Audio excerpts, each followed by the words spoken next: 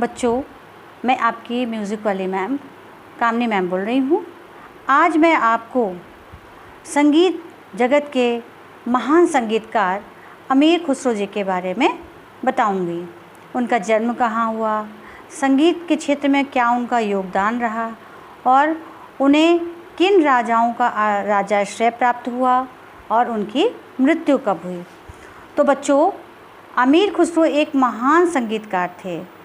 उनका नाम संगीत जगत में स्वर्णिम अक्षरों में लिखा गया।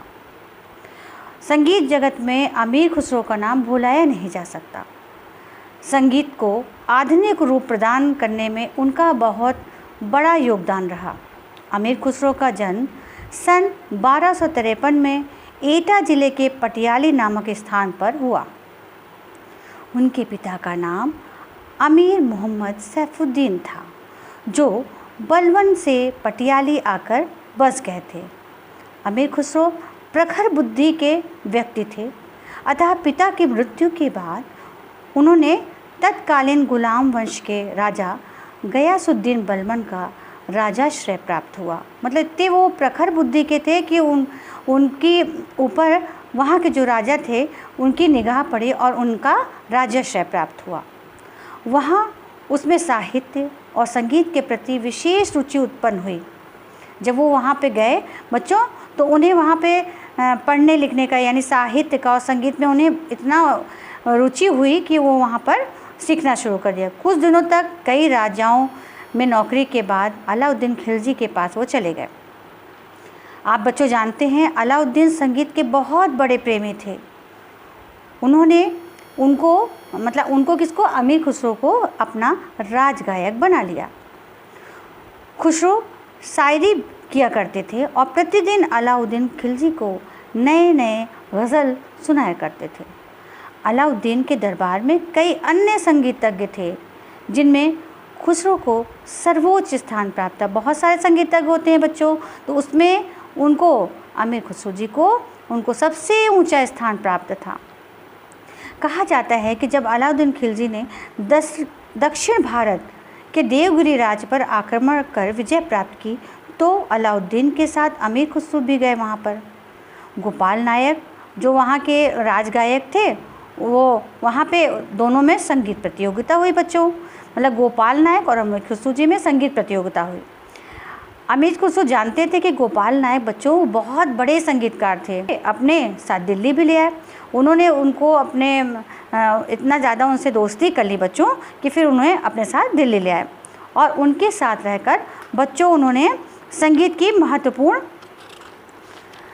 शिक्षा किया और उनके साथ मिलकर उन्होंने बहुत सारे काम किए। बच्चों, आप जानते हैं, अमीर खुसरो ने तत्कालीन जन रुचि का अध्ययन किया। मतलब उन्होंने देखा कि लोगों की क्या रुचि है, उसके अनुकूल उन्होंने नए नए वाद्यों की रचना करी, नए नए गीतों की रचना की। जो आज हम लोग गीत गाते हैं, छोटा ख्याल बच्चों गाते हैं ना, जैसे आप लोगों ने मालकोश में सीखा, कोई अलिया बोले, ये छोटा ख्याल था। तो ये जो आप लोग गाते हैं, ये सब किसकी देन है?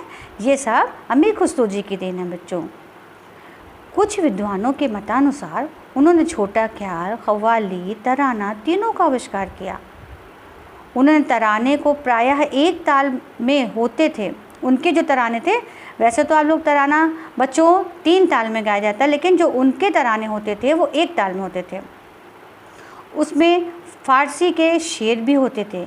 कहा जाता है बच्चों कि उन्होंने दक्षिण वीणा जो थी, दक्षिण वीणाएँ जो होती हैं वो अधिकतर दक्षिण में होती है, तो उनके जो 4 तार होते थे उनमें उन्होंने क्या किया, 3 तार लगा दिया। और जब 3 तार लगा दिया तो उसको सहतार की संज्ञा दी। फारसी में सह का अर्थ होता है 3, तो सहतार धीरे धीरे बाद में क्या हुआ बच्चों, वो सितार के रूप में हो गया।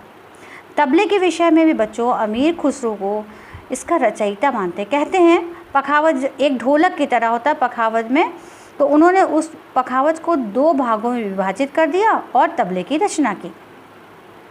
उन्होंने कुछ नई नई तालों की रचना की, कुछ नए नए रागों की रचना की।